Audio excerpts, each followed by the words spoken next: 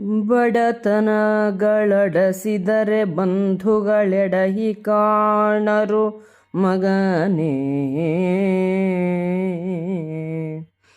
ನೀಚಂಗೊಡವೆಯರೆ ಮನ್ನಿಸುವರೈತ ಮನುಜ ನೀತಿಯಿದು. ಬಡವರಾಗಿಲ್ಲಿವರ ಹಂಗಿನಲೊಡಲ ಹೊರೆಯುವುದಕ್ಕಿಂತ ಪ್ರಾಣವ ಬಿಡುವುದೇ ಲೇಸೆಂದು ಕಂಬನಿದುಂಬಿದಳು ಕುಂತಿ. ಏತಕಿ ಬಹು ಚಿಂತೆ ನಿಮಗೆಲೆ ಮಾತೆ ನಿಮ್ಮಯ ಮನದ ಬಯಕೆಯ. ಭೂತನಾಥನ ಮನೆಯೊಳಿದ್ದರು ತಂದು ನಿಮಗಿವೆ. ಭೀತಿಯೇ ಕೌ ನಿಮ್ಮ ಚಿತ್ತದೊಳಾತುದನು ಪೇಳೆಂದು ನುಡಿಯಲು. ಪ್ರೀತಿಯಲಿ ತೆಗೆದಪ್ಪೆ ಪಾರ್ಥಗೆ ನುಡಿದಳ ಕುಂತಿ.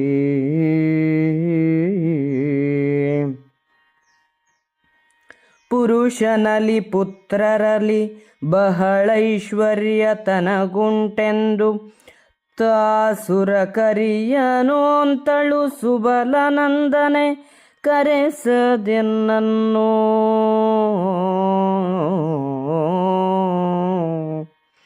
ಕರಬಡವರಾವೆಂದು ನಮ್ಮನು ಸರಕು ಮಾಡಲು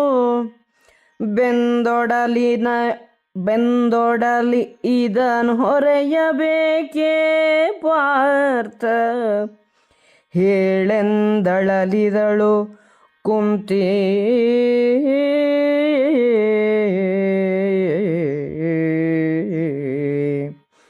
ಎನಲು ಕುಂತಿಯ ಮಾತ ಕೇಳುತ್ತ ಮನದೊಳಗೆ ಗುಡುಗುಡಿಸುತ್ತರ್ಜುನ ನೆನೆದು ಚರಣದೊಳೆರಗಿ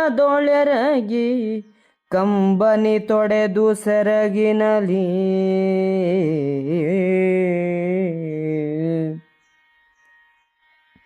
ಅನಿಮಿಷರು ದಾನವರು ಮೆಚ್ಚಲು ಜನನಿನೋ ನಿಸದಿರ್ದೆನಾ ತೊಡೆ.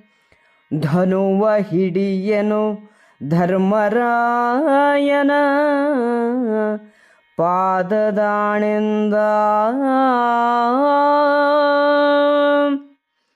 ಬಡತನವು ಬಂದರೆ ಅಂತಹವರನ್ನು ಬಂಧುಗಳಾದವರು ಎಡವಿದರೂ ಕಣ್ಣೆತ್ತಿ ನೋಡರು. ದುಡ್ಡಿದ್ದವನು ನೀಚನಾದರೂ ಅವನನ್ನು ಮನ್ನಿಸುತ್ತಾರೆ. ಇದು ಮನುಷ್ಯರ ಸ್ವಭಾವ. ಬಡವರಾದ ನಾವು ಇಲ್ಲಿ ಇವರ ಹಂಗಿನಲ್ಲಿ ಒಡಲನ್ನು ಹೊರೆಯುವುದಕ್ಕಿಂತ ಪ್ರಾಣವನ್ನು ಬಿಡುವುದೇ ಲೇಸು ಎಂದು ಹೇಳುತ್ತಾ ಕುಂತಿಯು ಕಂಬನಿದುಂಬಿದಳು. ತಾಯೇ, ನೀವೇಕೆ ಬಹಳವಾದ ಚಿಂತೆಯನ್ನು ಮಾಡುವಿರಿ? ನೀವು ಬಯಸಿದುದು ಶಿವನ ಕೈಲಾಸದಲ್ಲಿದ್ದರೂ ತಂದು ಕೊಡುತ್ತೇನೆ. ನೀವು ಮನಸ್ಸಿನಲ್ಲಿ ಇರುವುದನ್ನು ಭಯವಿಲ್ಲದೆ ಹೇಳಿರಿ ಎಂದು ಅರ್ಜುನನು ಹೇಳಲು ಕುಂತಿಯು ಪ್ರೀತಿಯಿಂದ ಅಪ್ಪಿಕೊಂಡು ಹೀಗೆಂದು ಹೇಳಿದಳು. ತನಗೆ ಪತಿ ಮಕ್ಕಳು ಮಹದೈಶ್ವರ್ಯಗಳಿವೆ ಎಂದ ಹಂಬೆನಿಂದ ನನ್ನನ್ನು ಕರೆಸದೆ ಐರಾವತ ವ್ರತವನ್ನು ಗಾಂಧಾರಿಯು ಮಾಡಿದಳು. ನಾವು ಅತಿ ಬಡವರೆಂಬ ಕಾರಣಕ್ಕಾಗಿ ನಮ್ಮನ್ನು ಲೆಕ್ಕಿಸುವುದಿಲ್ಲ. ಇಂತಹ ಬೆಂದ ಒಡಲನ್ನು ಇಟ್ಟುಕೊಂಡು ಬಾಳಬೇಕೆ? ಮಗು ಅರ್ಜುನ, ನೀನೇ ಹೇಳು ಎಂದು ಕುಂತಿಯು ದುಃಖಿಸಿದಳು. ತಾಯಿಯಾದ ಕುಂತಿಯ ಮಾತನ್ನು ಕೇಳಿ ಅರ್ಜುನನ ಕಣ್ಣುಗಳು ಒದ್ದೆಯಾದವು. ಅವಳಿಗೆ ಅವಮಾನವಾಗಿದ್ದಕ್ಕಾಗಿ ಅವನ ಮನಸ್ಸು ಕೋಪದಿಂದ ಗುಡುಗುಡಿಸಿತು. ಅವನು ತಾಯಿಗೆ ನಮಸ್ಕರಿಸಿ ಅವಳ ಕಣ್ಣೀರನ್ನು ಸೆರಗಿನಿಂದ ಒರೆಸಿ, ಅಮ್ಮ, ಸಮಸ್ತ ದೇವದಾನವರು ಮೆಚ್ಚುವಂತೆ ನಿನ್ನಿಂದ ವ್ರತವನ್ನು ಮಾಡಿಸುತ್ತೇನೆ. ಇದಕ್ಕೆ ತಪ್ಪಿದರೆ ಅಣ್ಣನಾಣೆ ಎಂದನು.